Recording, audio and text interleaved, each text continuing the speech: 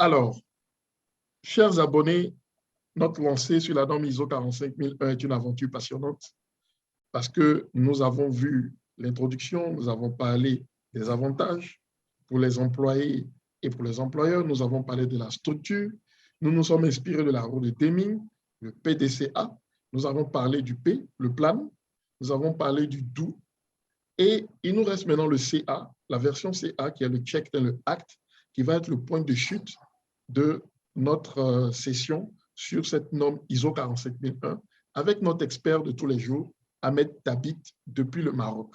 Ahmed, bonsoir. Comment tu vas? Bonsoir Désiré, très bien, merci. Alors, nous sommes à notre point de chute, comme je le disais tantôt, Plan, Do, Check and Act, PDCA, ISO 45001. Sur cette session, nous allons parler du CA, le Check et le Act. Qu'est-ce que tu as à partager avec nous?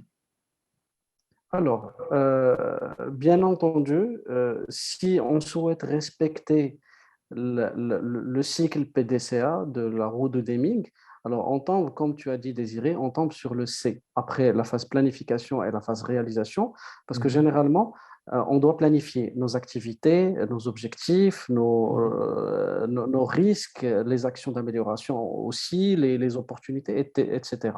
Et donc, ce qu'on réalise, c'est ce qu'on planifie. Et donc, si on réussit bien notre planification, on réussit également notre réalisation. Alors, il vient un moment où nous devons se poser la question, alors, où est-ce qu'on en est par rapport de la réalisation par rapport à la planification? Et donc, c'est là où on passe à la phase évaluation. Et donc, dans l'évaluation, en fait, cette phase-là, elle correspond au chapitre 9 de la norme ISO 45001. Et d'ailleurs, elle coïncide avec le chapitre 9 de toutes les normes qui traitent les systèmes de management depuis l'année 2015, pour respecter bien sûr la structure HLS. Et donc, elle est similaire à l'ISO 9001 et l'ISO 14001 avec d'autres normes également. Et c'est là où on trouve c'est là où on trouve certains dispositifs qu'on a déjà mis en place dans notre système et qui peuvent nous permettre de remonter des informations. Alors, que ce soit des indicateurs, que ce soit des évaluations, que ce soit des contrôles, des autocontrôles, des systèmes d'information aussi peut-être, que ce soit des équipements de mesure, etc. etc. Donc, il y a plusieurs dispositifs qui peuvent nous permettre de remonter l'information sur la conformité de notre système et sur l'efficacité de notre système. Et donc, dans le chapitre 1, 9.1, on trouve tout ce qui est surveillance, mesure, analyse et évaluation de la performance. Et donc, d'une manière générale, on évalue la performance si nous avons atteint nos objectifs ou pas, des objectifs que nous avons déjà déterminés, si nous les avons atteints ou pas, sinon pourquoi et comment redresser la barre, comment mettre en place des actions pour les atteindre, etc.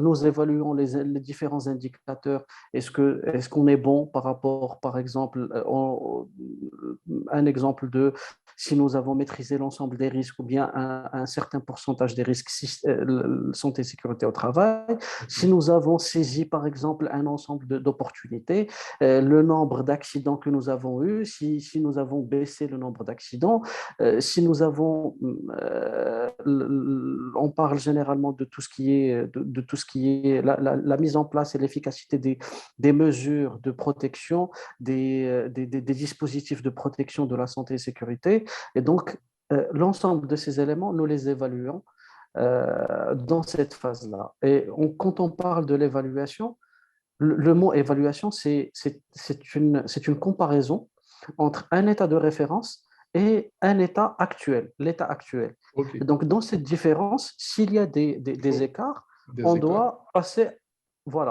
à l'amélioration.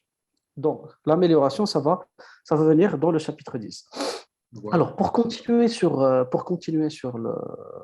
chapitre 9, ensuite, nous avons tout ce qui est évaluation de la conformité également. Et quand on parle de la conformité, c'est par rapport à ce que nous avons déjà identifié comme des obligations de conformité. Donc, ce sont des exigences auxquelles nous devons nous conformer, à savoir tout ce qui est réglementation, que ce soit des lois, que ce soit par exemple les différents protocoles, conventions de l'Organisation internationale du travail, etc., etc., si elles sont bien entendu ratifiées par le pays. Donc, chaque pays, normalement, a ses obligations de conformité en termes de santé et sécurité au travail. Et donc, nous devons évaluer, ça veut dire qu'on évalue notre conformité par rapport à ces exigences-là. Et même, il n'y a pas uniquement les exigences légales. S'il y a des exigences clients, par exemple, en termes de santé et sécurité au travail, des exigences internes, ça veut dire nos procédures que nous avons mis en place dans notre système de management SST. Et donc, on évalue la conformité d'une manière générale. Ensuite, on passe à l'audit interne, et donc c'est pas si différent de l'ISO 14001 et l'ISO 45001. Et on passe également à la revue de direction, qui est un ensemble, en fait, c'est un dispositif qui nous permet de revoir notre système, la pertinence de La notre système. pertinence de nos systèmes, effectivement. Voilà. Comme il y a des éléments d'entrée, comme tout ce qui est, bien sûr, les risques SST, l'efficacité des actions, comme s'il y a des modifications dans le contexte qui sont les enjeux internes et externes, j'en passe, parce qu'il y a une Ouais, panoplie c'est un d'éléments passage d'entrée que en nous revue devons discuter. c'est un Voilà. passage en revue de tous les objectifs. Exactement. C'est Mm. un passage de revue en fait, de l'ensemble du système de management, depuis la Voilà. planification jusqu'à l'évaluation. Ensuite la revue de direction, nous avons le chapitre 10 qui correspond à l'amélioration. Et donc, c'est là où on trouve qu'il y a les événements indésirables, les non-conformités, les actions correctives. Les éléments, Mm. tout ce qui est événements indésirables, on peut les traduire par les accidents de travail, les incidents, les incidents de tous les jours, etc., que nous pouvons détecter ici et là-bas, qui concernent justement la santé et la sécurité au travail. Et sur cet élément, la norme, en fait, elle permet, parce qu'on sait pertinemment que ça peut arriver. Donc, il y a la maîtrise, oui, on peut maîtriser, mais ça peut arriver quand même Ah ouais. d'avoir des accidents de travail, etc. Et donc, c'est là où nous devons, bien entendu, respecter nos procédures que nous avons déjà déterminées, et donc corriger, analyser les causes des événements indésirables, corriger à travers des actions correctives, mettre en place les dispositifs nécessaires, etc. Et donc, bien entendu, c'est à travers ça que nous améliorons. Et en fait, dans l'amélioration, il y a Donc deux types, là, à maintenant, mon on aborde sens. la phase Oui, amélioration. Là, maintenant, on aborde la amélioration, c'est phase ça. amélioration. Exactement. Et donc, à mon sens, en fait, pour l'amélioration, nous avons deux types d'amélioration. OK. La première amélioration, ou bien le premier type d'amélioration, c'est une amélioration qui est corrective. Et donc, notre système est composé de plusieurs procédures, processus, etc., mais aussi de quelques défaillances. Et donc, c'est là où, quand on améliore, quand on corrige ces défaillances, on fait une amélioration corrective. Corrective.